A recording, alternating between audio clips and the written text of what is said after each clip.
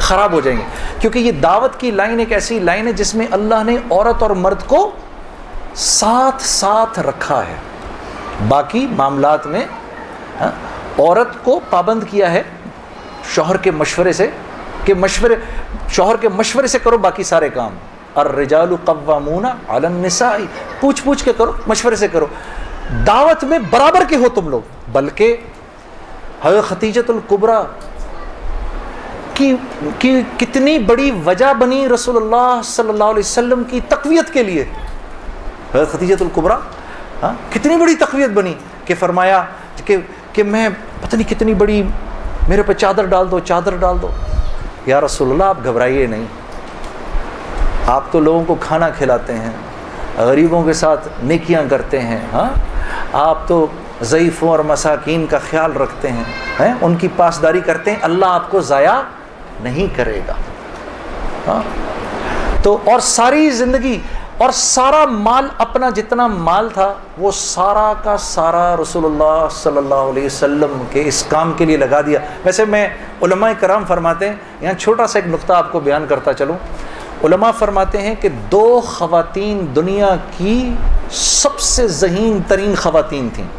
ایک حضرت آسیہ علیہ السلام جو فرعون کی بیوی تھیں، اور دوسری حضرت خدیجۃ الکبریٰ رضی اللہ تعالی عنہا. یہ 2 سب سے انٹیلیجنٹ خواتین تھیں اپنے وقت کی. کیسے بھلا؟ کہ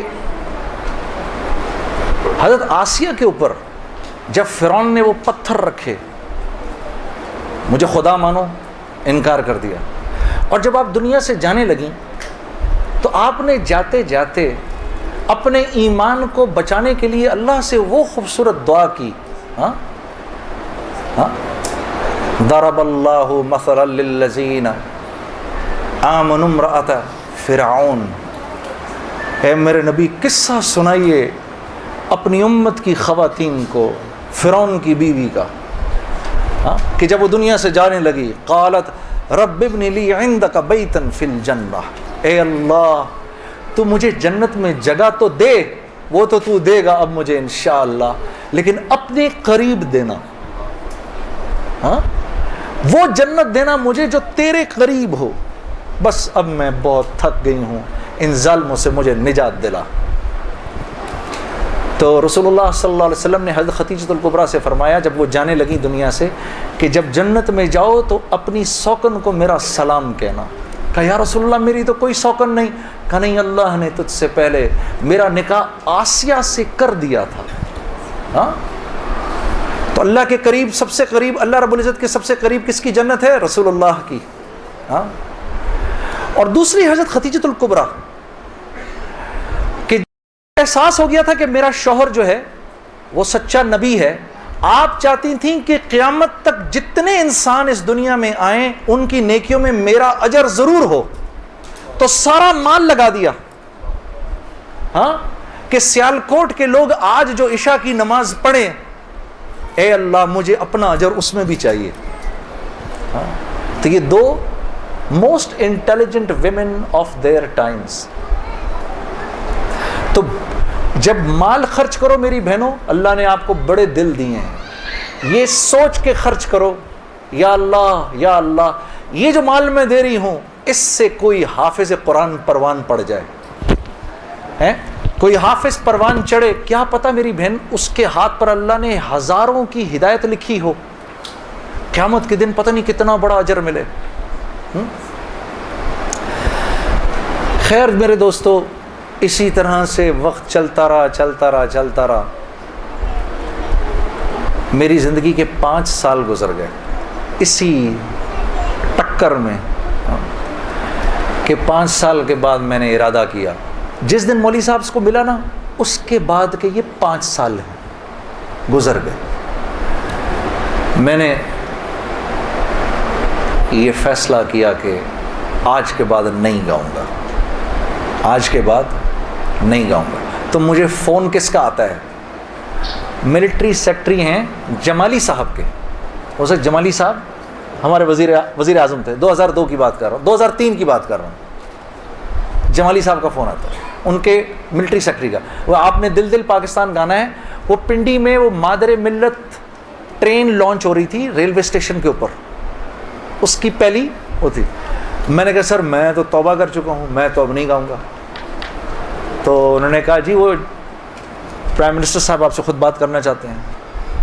تو پرائم منسٹر صاحب بڑے پیارے, بہت نفیس جمالی صاحب, ایک دم کہنے لگے جنید صاحب وہ بے نظیر بھٹو صاحبہ کا ٹائم آیا تو آپ نے گایا, نواز شریف صاحب کا ٹائم آیا آپ نے گایا, اب جب ہمارا ٹائم آیا تو آپ نے توبہ کر لی. میں نے کہا سر ضرور گاؤں گا لیکن میری ایک شرط ہے. جی جی فرمائیے. میں نے کہا وہاں میں اعلان کروں گا کہ آج آخری بار گا رہا ہوں, آپ کو منظور ہے؟ ہاں جی مجھے منظور ہے. ان کے ساتھ آئے ہوئے تھے وہ انفارمیشن منسٹر اپنے شیخ رشید صاحب, اس وقت انفارمیشن منسٹر تھے. شیخ رشید صاحب کا چلہ لگا ہوا ہے بائی دا وے, اور ان کا چلہ 1970s میں لگا ہوا ہے. اگر کبھی ان کے چلے کی کارگزاری سنیں بڑا ایمان بڑھتا ہے. وہ اس وقت کے رائمنڈ کے قصے سناتے ہیں جب رائمنڈ میں ہم بیٹھے ہوئے ہوتے تھے اور ٹرین سامنے سے نظر آتی تھی. مجھے وہ اس وقت کے قصے سناتے ہیں اپنے. اللہ نے شیخ رشید صاحب سے دعوت کی لائن کے بڑے خیر کے کام لیے. آپ کو پتہ ہے ایک مرتبہ اسلام آباد میں اجازت نہیں مل رہی تھی اجتماع کی اجازت نہیں مل رہی تھی. ایک دفعہ حالات خراب تھے, اللہ نے یہ کام ان سے لیا. یہ گئے اس وقت کے پریزیڈنٹ صاحب کے پاس, پریزیڈنٹ مشرف صاحب کے پاس. میں گارنٹی لیتا ہوں انشاءاللہ کچھ نہیں ہوگا سر, ان کو کرنے دیں. میں نے کہا سر آپ نے تو ایک ہی دفعہ ایسا چھکا مارا ہے, پتہ نہیں کتنا بڑا اجر ملا ہوگا. 3 لاکھ بندہ جمع ہوا, 3 دن اللہ کی بات ہوئی, وہاں کیا کیا بات ہوئی, سینکڑوں جماعتیں نکل گئی سب آپ کے کھاتے کے اندر. بڑے خوش تھے یہ بات سن کر, واقعی مجھے ملا ہوگا. میں نے کہا سر آپ نے تو وہ چھکا مارا ہے کہ ہم میں سے کسی کو ہی ملنا ہوگا یہ. ہاں شیخ رشید صاحب بیٹھے ہوئے تھے, وہ مجھے دیکھ کر بڑے خوش ہو رہے تھے. مجھے نہیں پتا تھا کہ یہ خود بھی تبلیغی ہیں. تو یہ دونوں حضرات بیٹھے ہوئے تھے. میں جب جا رہا تھا ادھر ایسے آسمان کو دیکھتا ہوا جا رہا تھا. یا اللہ, اوپر سے آسمان کھول کے تو کہہ دے جنید کوئی بات نہیں تو گا لے. میں زندگی بھر مولوی عمران بشیر, طارق جمیل صاحب کسی کی نہیں سننی میں نے. اس کے بعد ایک مرتبہ کہہ دے. میرے دوستو یقین کرو آسمان نہیں کھلا, اور میں ریلوے اسٹیشن پہنچ گیا. وہاں جا کر جی ہم نے آخری مرتبہ دل پاکستان گایا اور واپس آ گیا. زندگی اب تو 8:45 بج گئے, چلو اب بات یہاں تک ہی رکھتے ہیں, اللہ آپ لوگوں کا بیٹھنا قبول کرے. اصل حالات اس کے بعد شروع ہوئے, جو بڑے حالات آئے نا وہ پھر کبھی آؤں گا تو سنا دوں گا. آج جی بالکل سناؤں گا نعت آپ کو, اسی لیے مجھے خیال آیا 8:45 ہو رہے ہیں تو اب بہنوں اور بھائیوں کو نعت سنا دوں. اور یار وہ سنو, وہ میں نے بیچ میں ایک بات بولی ہے نا وہ کہ وہ بیوی, میں میرے منہ سے نکلا ہے نا ابھی, اب تو آج کل تو بڑا ڈر لگتا ہے نا. ہاں میں آپ لوگوں سے نہیں, یہ جب جائے گا نا نیٹ کے اوپر, ہاں آج کل تو تمہارے بھائی کے بڑی جان کے دشمن ہوئے ہیں لوگ.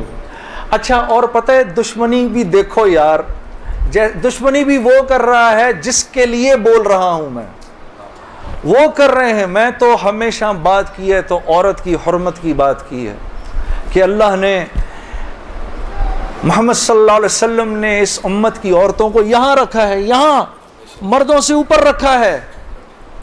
ہاں عزت دی ہے تو اس دین نے دی ہے بھائی.